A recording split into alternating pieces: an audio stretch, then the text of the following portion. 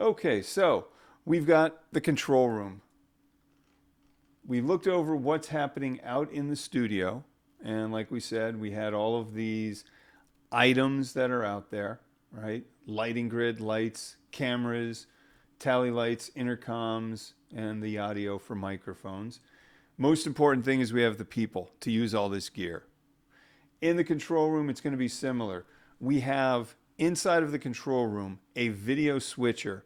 That's going to be a box. It's either a dedicated box, all it does is switch video, take the camera signals from all the different cameras you have out there. Could be as few as two, could be 10 or 20 cameras if you ever look at major sports, golf, basketball, football, on and on and on, right? You'll have a video switcher. And in the video switcher, not only is it a piece of hardware, but you've got screens because you need to be able to see, as the director, what the cameras are showing you before you decide to cut to them. So let's go to a multi-view screen. This is what you typically see. We have in our studio two screens mounted up on the wall. One is the multi-view. You'll have typically preview monitor, and you could tell that's the preview because it's abbreviated PVM, and then program, PGM, program. The preview monitor shows you the camera angle or the camera source that you might go to next. Program is what's being recorded, it's your actual show, or what's being broadcast. So this screen right here is the show. It's the main deal. All right. Whatever's here, your audience is going to see. Over here, preview is whatever you want it to be. And I could have this shot of this guy at a news desk ready to go next. I might decide, you know what, whatever reason, we're going to go to the weather person down here. As the director, I call out ready, camera one. The person that's controlling my switcher puts in preview whatever camera I just said get ready. So if I say ready camera one, it may be this three-way view of the talent, a guest, and this is a shot of a coast somewhere. Ready two is the weather person. Ready three is what's in program right now. We've got our two people at the news desk. Ready four is going to be camera four, and it's just this news guy. Here he's put in a little window. So as the producer, I could say ready camera one, and the person punches up one in preview. I could change my mind and say ready two, they'll punch this camera up and it'll appear in preview. All the while, this is what's actually being broadcast or recorded, program. When I'm ready to say, I want this on air, I say take camera one. Ready camera one, take camera one, and they'll put this image over into program and it'll be the live show. So ready, you punch up into preview any of the sources. Take means go from preview to program and you carry it over. All right, so that's my multi-view screen. That's on every single video switcher in the world. Okay, they may arrange their screens differently, okay, based on where you are in the world, geography-wise, but this is what you have. All of your sources, preview and program. All right. Another view would be this. This is just to show you how some studio may have their setup differently. Here's preview, here's program, and all my sources are up top. All right. Right here we've got color bars. You see this is a test chart, so that means these two cameras are offline. They don't actually have a signal. All the other ones are showing you different scenes from the concert. So we've got wide shots, stage left. We've got a crowd shot. We've got close-up crowd, artistic shot of the guitar, the drum kit, singer, another guitar shot, close-up audience, different close-up audience. And as the director-producer, we select from all of these to make up our program. So you're going to see that in your system. We're going to have one screen that is the multi-view. We have another screen that shows the interface, because the switcher we have at Bucks is called a TriCaster, and it is actually a PC computer. It's specially built with special purpose boards in it to handle video, but at its core, it's an IBM PC style computer. And what we have here is I just grabbed a stock photo of a TriCaster in an equipment rack. Let me zoom in for you. Equipment racks are used in the video business and the computer industry. It's a standardized vertical rack system where you mount your equipment. So this is a NewTek TriCaster. This one actually has the TC1. That's what we have, is a TC1 TriCaster. You'll open up the door and there's a button that you power it up. Because it's a Windows PC, how do we turn off Windows computers? We have a mouse, a regular keyboard, and then we're going to have what's called a control surface. I'll pull up stuff for that later. What you do to shut it off is you get the mouse, you navigate to, they put their start menu at the top, but you'll tell the computer to shut down through software. So to turn the rig on, the top of this, the door has a hinge at the bottom, so you'll pull at the top, it'll open up. There's a power button on the left side. You just push the power button, it fires up the PC, you close the lid, and it works to shut it down just like your computer at home. If you've got a PC, you go to the menu, you tell it to shut down, and it shuts down. The TriCaster software, though, you'll tell it shut down. You'll say, no, I really want to shut down. No, I'm serious. Shut down. There's like three different chances for you to change your mind. If you're in a hurry to leave, it's a pain. If you're not in a hurry to leave, then it's a godsend, because you're like, oh, I didn't mean to click that button, so it won't shut down. All of our gear's in a rack. We have that. We have the power switches for the cameras. You'll see that in our rack system. And then we have our audio, where you turn up so that the intercoms and the audio, going out into the studio itself will be working. But everything is in a rack. Like I said, we've got a TriCaster. Next thing I said, we turn on the cameras in the rack system. On the desks will be camera control units. And this is a little box. We have them mounted in a case on the left side of the very first table in our studio space, and it allows you to control the cameras. And this is an important thing. If you take out your cell phone and you record video on that, if you have a handy cam or you have a DSLR that you record video on, you know that you control the camera, right? You aim it at what you want to aim it at. If you've got a DSLR, if you've got software on your phone, I've got software on my iPhone that allows me to actually control the lens on the camera. I can make the lens in the image that I record brighter, darker. I could change how it looks with, a semi-professional, a DSLR, or a professional camera. In a studio environment, you don't want your camera operators doing that. Their job is to follow the action in studio and capture beautiful images, move the camera around, do what they got to do. You don't want them to have to fiddle with controls. That job is done in the control room, or in a really big studio in the engineering room. And they do that through this device, a CCU, camera control unit. And what we do is, in the rack, we turn on the camera. Then when we get to the actual recording, you'll have switches about around the middle of the camera. AWB is white balance. Video cameras, unlike your cell phone, don't know what the color spectrum is. So we'll turn on our lights in studio. We'll have all the cameras aim themselves, through the operators, of course, at a white card, all right? And you come in here and you tell the camera, this is the color white, all right?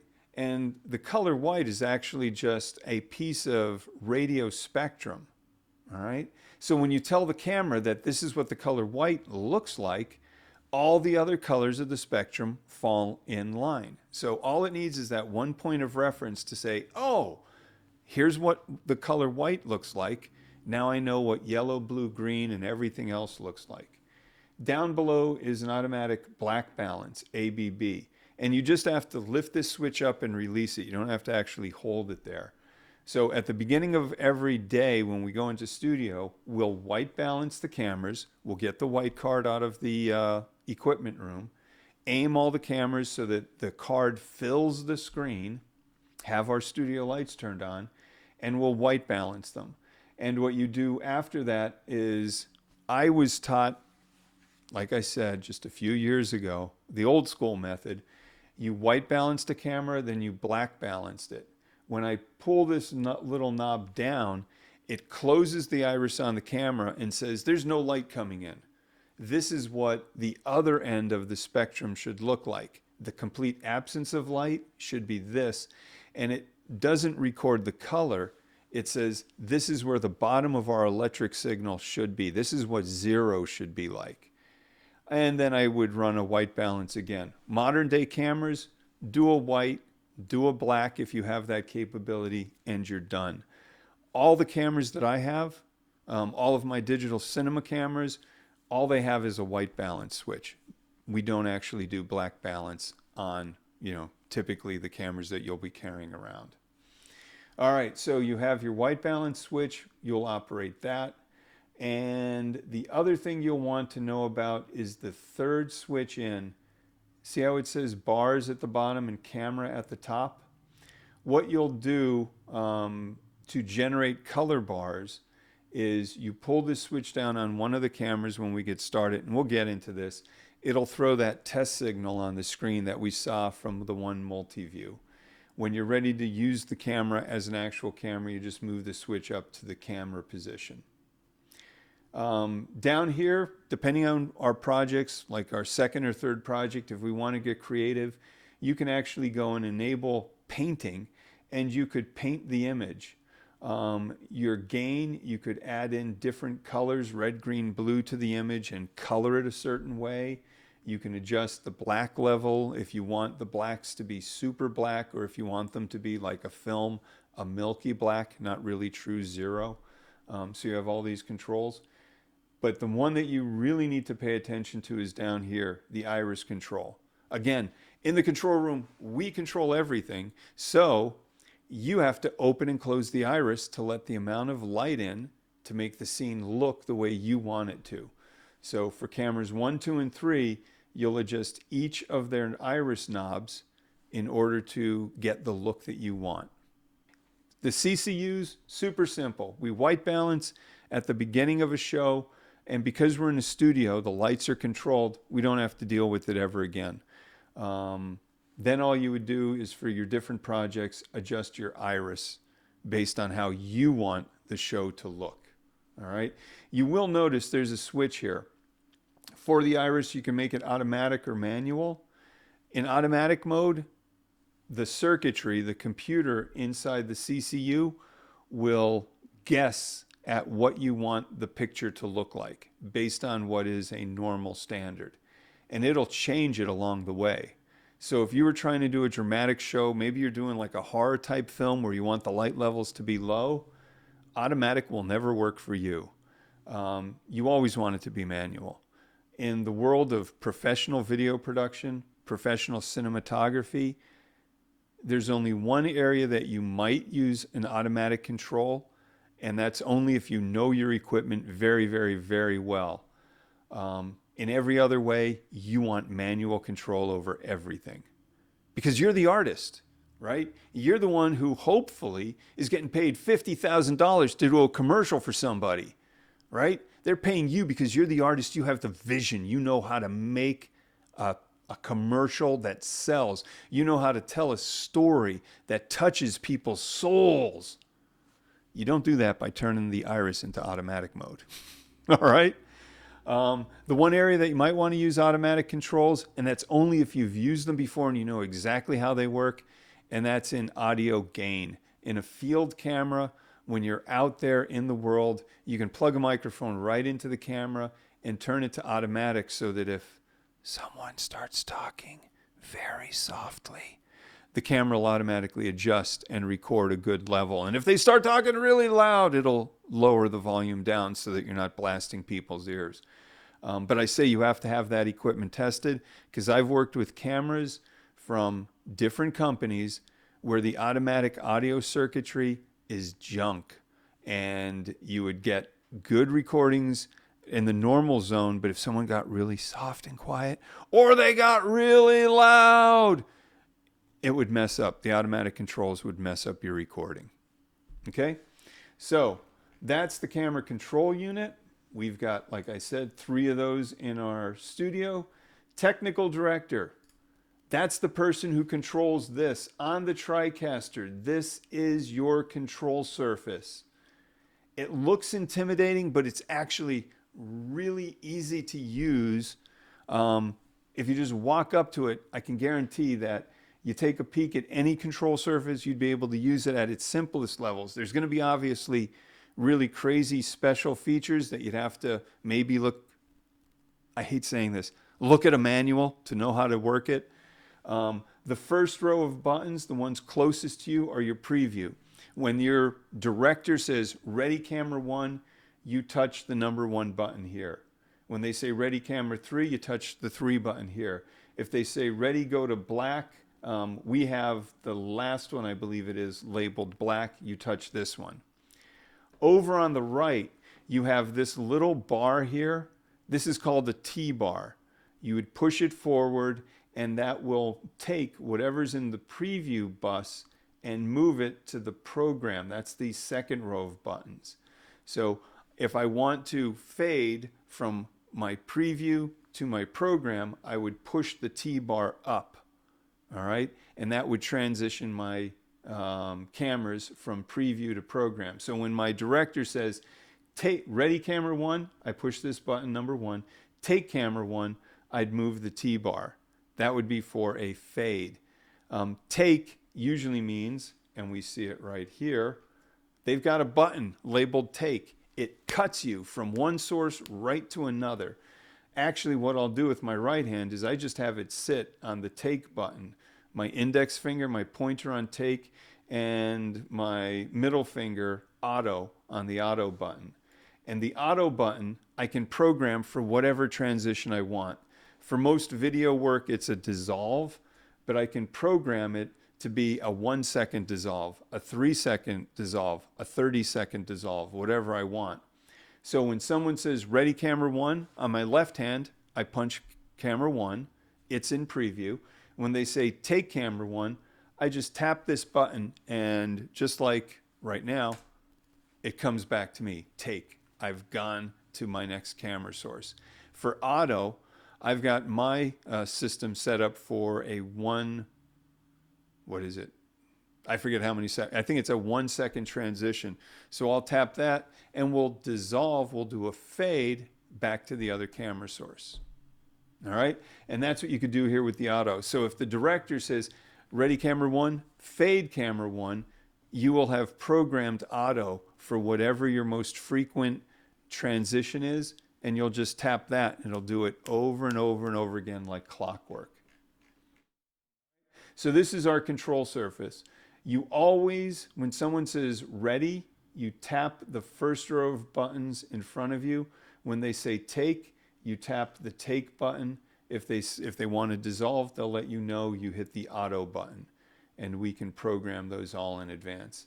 T-bar, if you want artistic control and do a very, very slow dissolve, maybe you're doing a music video, you would use that to slowly control your transition from one camera to the next.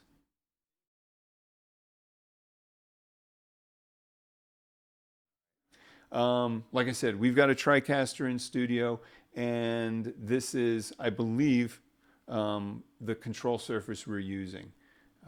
I don't have the actual model number with me, and of course, we're not back at school right now, so I wasn't able to look it up.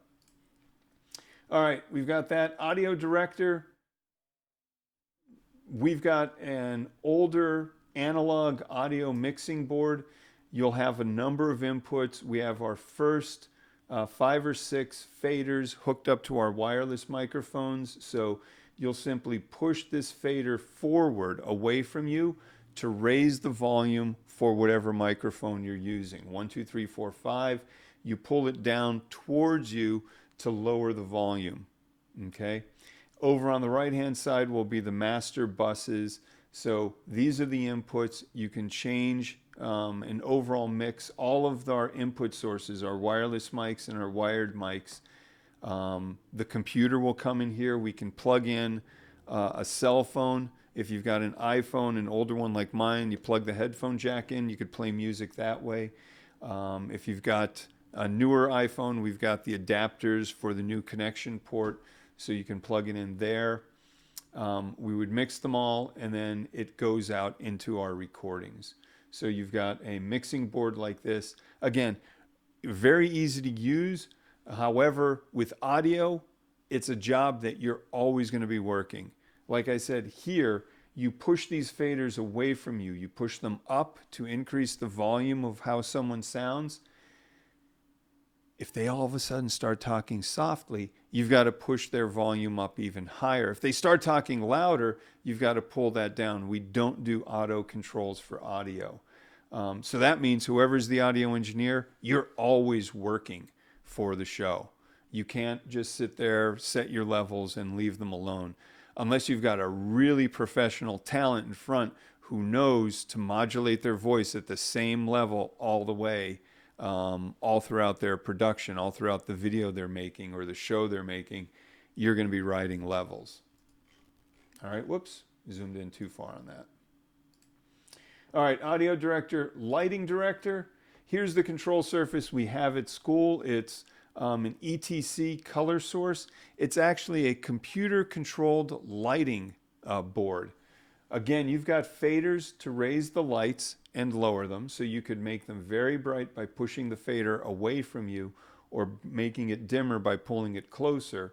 Over here is a touch panel, so we're able to turn on individual lights here. If you notice, there's colors in this touch panel.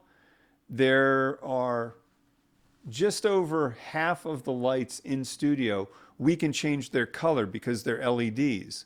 So you could go through this control panel and assign a particular lighting instrument, a particular LED, a certain color. All right, so we can make it very dramatic looking, very interesting through this lighting system.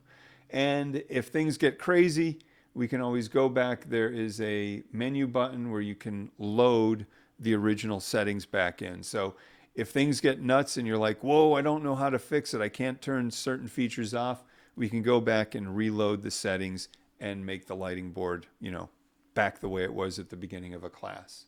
But this is what we have. It's ETC. They're big in theatrical work, and they're also in the video space. We've got a 40 input switcher or 40 input lighting board. We only use, I think, the first 26 or 28 faders, though. It's more capable than the number of lights we have in our studio. All right, so that's lighting director. Recording engineer, usually you'll have someone that handles recordings for you. We actually have 2 rows of desks in our control room. The front row is audio. The technical director, which is the person who switches the show, and you can have a director producer in the front row. In the second row, we have graphics, which is an iMac computer, right? Nothing fancy here. So you can use Keynote, you can use PowerPoint, create graphics in Photoshop, bring them in on a thumb drive or a hard drive, USB style, and we can bring your assets into the computer. If you have video files that you want to use in productions, same way, we'll bring them in and play them through the computer into the switcher. The recording engineer, though, that's on the second row where the lighting is as well. It's an Atmos Shogun Inferno recorder. It comes in through professional video lines. It's called SDI. So that's something that I'll usually be controlling because I could see the audio level to make sure we're getting a good audio signal. and I just record your stuff on it. After we do productions, typically what I do is after everyone's done with their production, I take the files out, convert them, and then I'll put them online so that you guys can download them. And at the end of your time here at Bucks, or near to the end of your time, you'll be taking a portfolio class. That's where we assemble all of your best work possible to create a portfolio. For video film students, it's a demo reel. So depending on what we work on in our class, you may do something really cool that you're proud of. You'll be able to get a recording, keep it, so that you may want to put it in your demo reel down the road. All right. So just wanted to show you, it's an Atmos Shogun, and I've got the back of it here because these cable connections, if you notice, it kind of looks like a cable TV connector, but it's got, if you can see, a little post on the side. This is an SDI connection. It's a professional video cable, and you'll put the connector on it, and instead of like your old cable TV that you screwed on, you just put it on and do a quarter turn, and it locks it in position. These little posts on the side, that way it prevents the cable from being pulled out. And that's one of the big things we worry about in professional video production. We never want a cable, someone walking by to trip on a cable and disconnect us, right? Maybe the audio gets disconnected, the video gets disconnected. Either way, it's tragedy, right? We're not recording, we're not broadcasting, so professional connections lock in. If you notice on the side of it, it also has HDMI recording capability. So with the Atmos Shogun, I can also just plug in an HDMI source, a camera, VCR, what have you, and record it. It has an in and an out, so I can take a source in, record it, and spit it back out to send it somewhere else. All right? We'll talk about the engineering, the cabling side in a future class, but just wanted to show you that. The Atmos products, they're pretty darn good. Over on the left-hand side, we plug in a SSD hard drive. So it's a, solid state hard drive. On the right-hand side here, it's the left side of the unit when we're actually facing it. It takes two, I believe, Sony-style batteries, or right down here, yeah. The way we run it is we plug it into AC so that we don't have to worry about batteries and going crazy like that. When you plug into AC, you're plugging into mains. All right, that's a little piece of lingo that you'll want to know. Whatever equipment you're using, when you plug it into AC power, you're plugging it into the mains, the main power source. Having battery allows this device to be field used as well. So you may take it out into the field, and if you're using a DSLR, you may plug in HDMI cables from your camera. If you're using a professional camera, it'll have this SDI, serial digital interface is what it stands for, cable coming from your camera and go into here to record that signal. All right, we've looked at the control room, multi-view screens, which are important. The TriCaster is the switcher that we use. It's called the TriCaster TC1. Talked about the camera control units. The technical director sits at the control surface in the room. Audio director sits behind a board and actually mixes the audio as the program happens. And that means you're bringing in music, you're bringing in sound effects, maybe from a computer, the audio from a video that's being played on the computer, or the microphones from the studio, or all of them at once. Lighting director set it up once at the beginning of a show using the ETC color source control surface. And then we have the recordings, okay, using the Shogun Inferno from Atmos.